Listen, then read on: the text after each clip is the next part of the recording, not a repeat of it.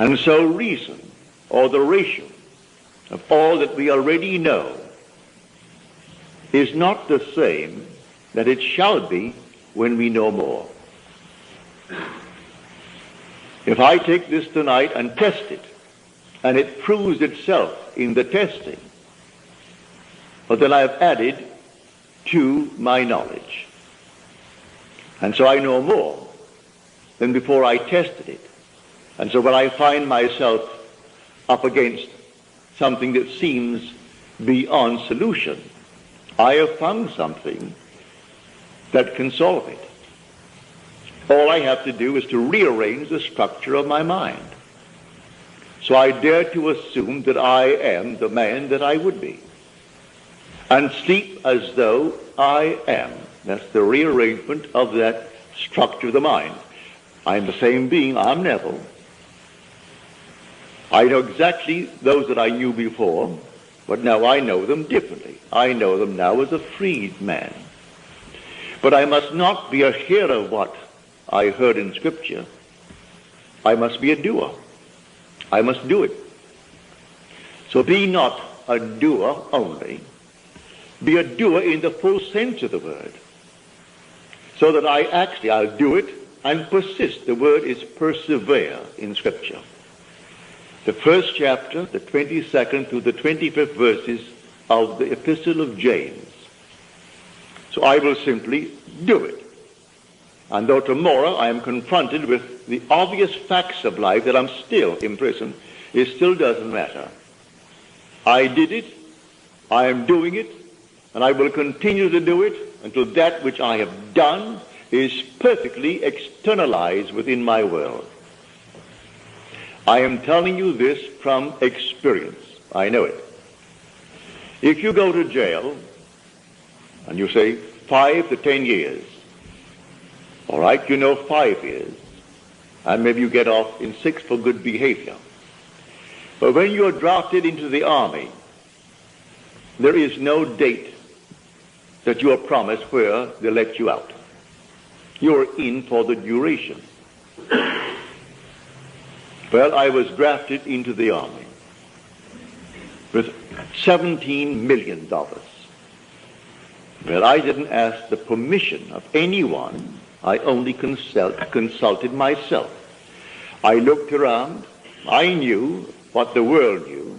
It was something that had to be done. But I must be honest with myself. I didn't want any part of it, but no part of it.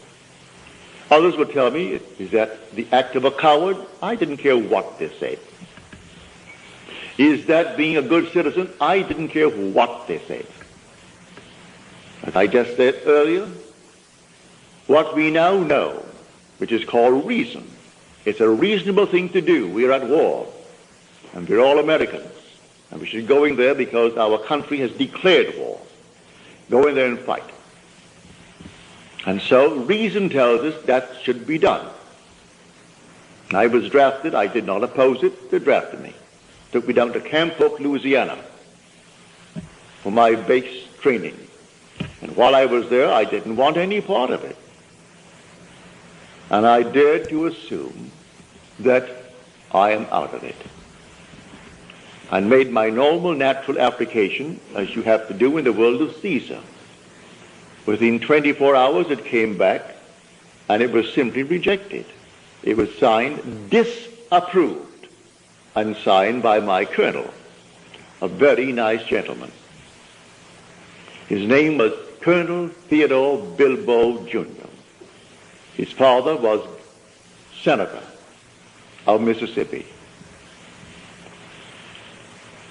I said nothing. My captain said, for your sake, Goddard, I am very, very sorry.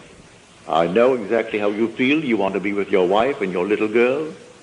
Your son is in Guadalcanal with the Marines, and you are now almost 38. And so, I know, but I would like to go through this war with a man just like you at my side. So I can't say that I am sorry for myself. I'm sorry only for you. I didn't say one word to him, to the colonel. I didn't oppose it. That was the decision of Caesar. Now, I looked into the perfect law. the law of liberty. And I persevered in that law. And I slept that night as though I slept in my own home in New York City on Washington Square, where I lived on the 7th floor. I lived on that floor, and it was a very large apartment, 2 bedrooms, a lovely big living room, a dining room, a huge kitchen, and a foyer. And I slept in that place just as though I were there, not in the army. I fell asleep in that state, having done all the normal things that would make me feel this arrangement is perfect.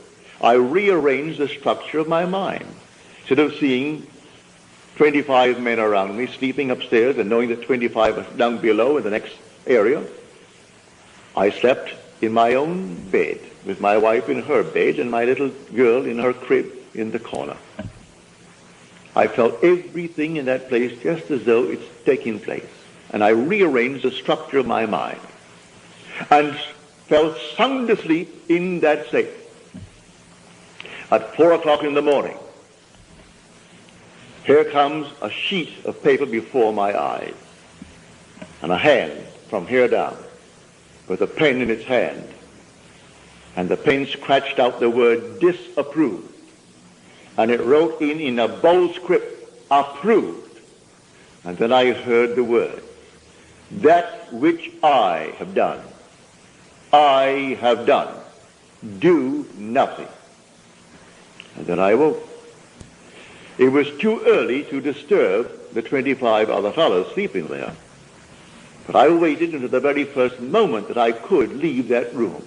I went down to the latrine and shaved and bathed early, and came up filled with a glow that the whole thing was done. I walked in that assumption for the next 9 days. 9 days later, the same colonel that disapproved my request called me in. He said, "Close the door, Goddard." So I closed the door. He said, "Take a seat." Well, he never asked me to take a seat in his presence before. I was a private who always stood in his presence. He said, "Take a seat." And then he gave me all the reasons in the world why I should still be in the army. He said, "You still want to get out?" I said, "Yes, sir." Gave me another reason. "You still want to get out?" I said, "Yes, sir." Another one. When he exhausted all the reasons why I should be in the army, and I'm still saying, "Yes, sir," he said, "All right, bring me another application, have your captain sign it," which I did.